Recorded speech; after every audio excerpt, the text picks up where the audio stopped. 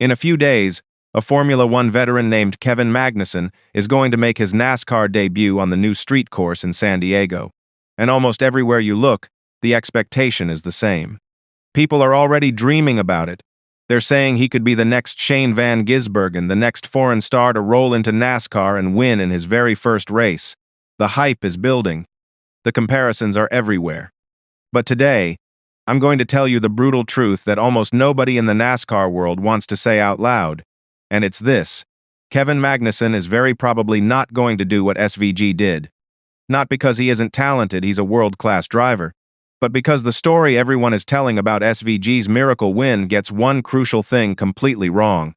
And once you understand what actually made SVG's victory possible, you'll see why expecting Magnussen to repeat it isn't just optimistic, it's based on a misunderstanding of why it happened in the first place.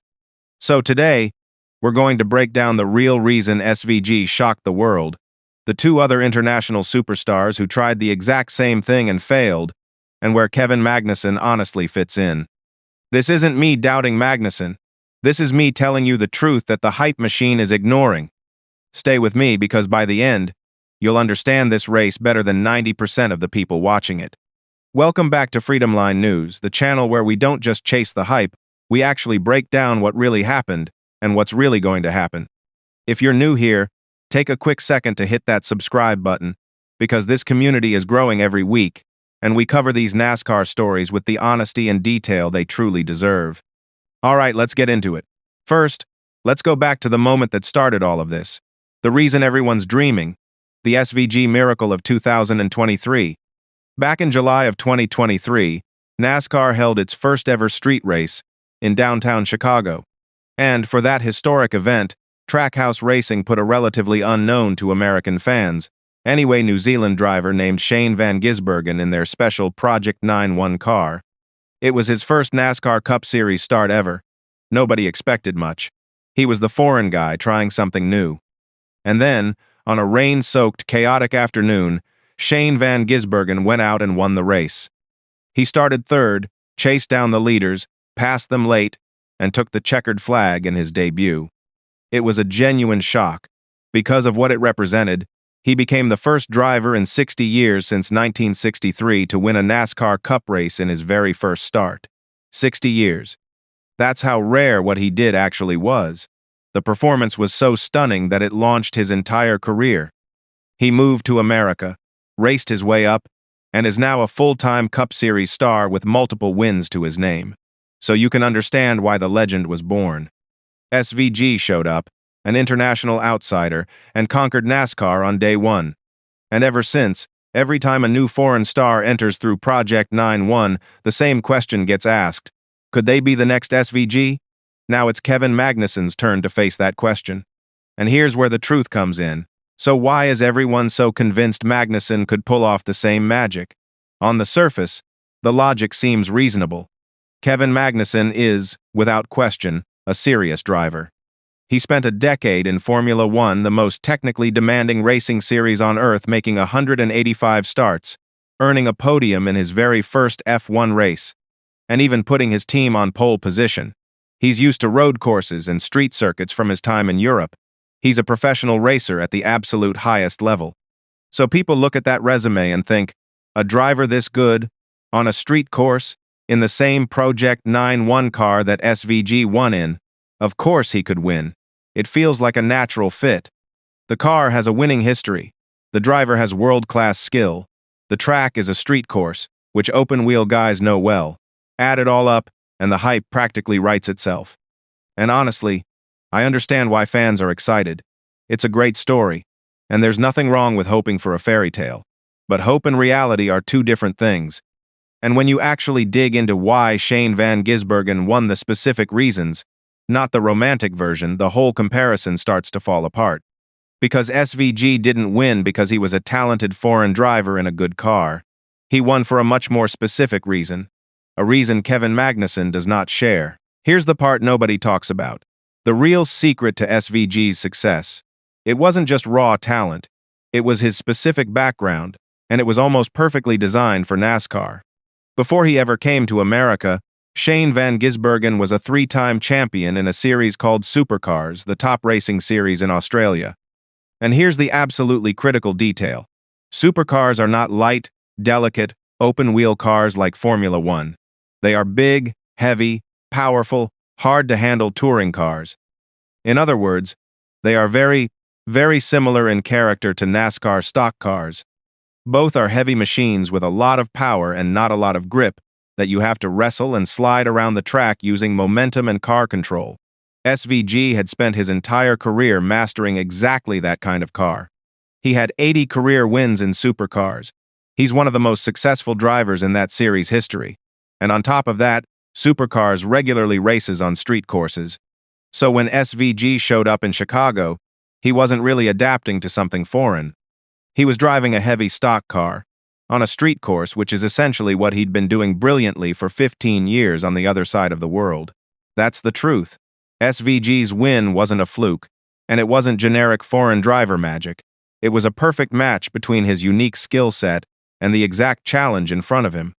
He was, arguably, the single most well-prepared rookie you could possibly imagine for a NASCAR street race.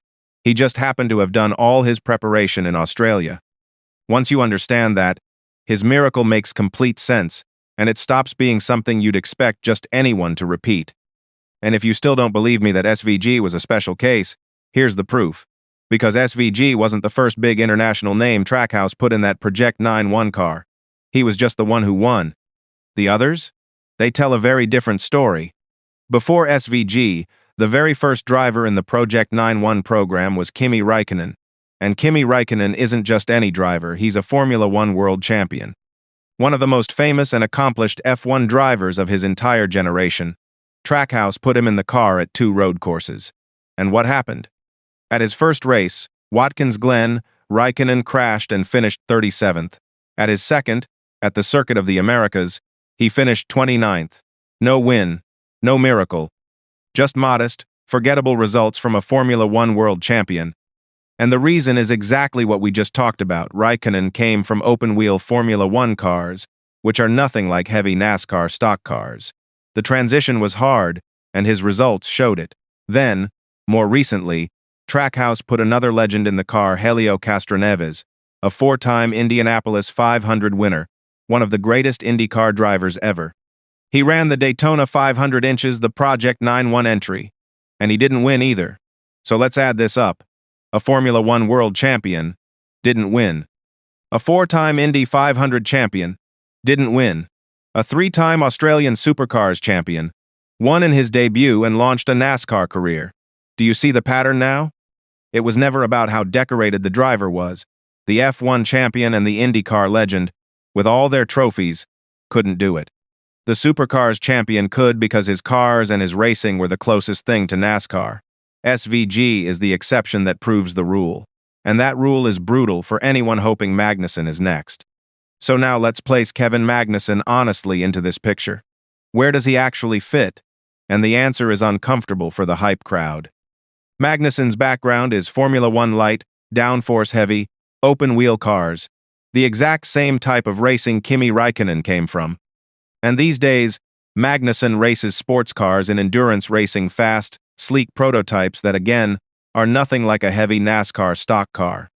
So when you ask the real question, whose background does Magnussen's resemble more, SVG's or Räikkönen's? The answer is clearly Räikkönen's. He's an open-wheel and sports car driver, not a heavy touring car driver.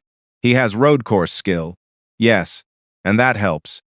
But the fundamental challenge of muscling a heavy, low-grip NASCAR stock car around a street course is something his career has not specifically prepared him for, the way SVG's supercars career did.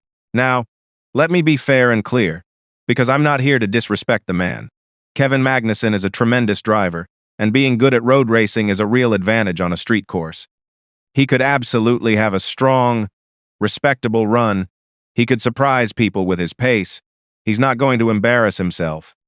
But there's a massive gap between competitive debut and winning the race like SVG did.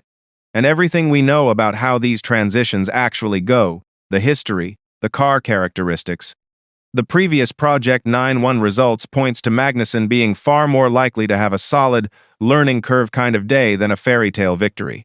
That's not pessimism. That's just reading the evidence honestly instead of getting swept up in the hype. So here's the bigger point, and why this actually matters for how you watch this race. There's a danger in the SVG comparison, and it's what I'd call the expectation trap.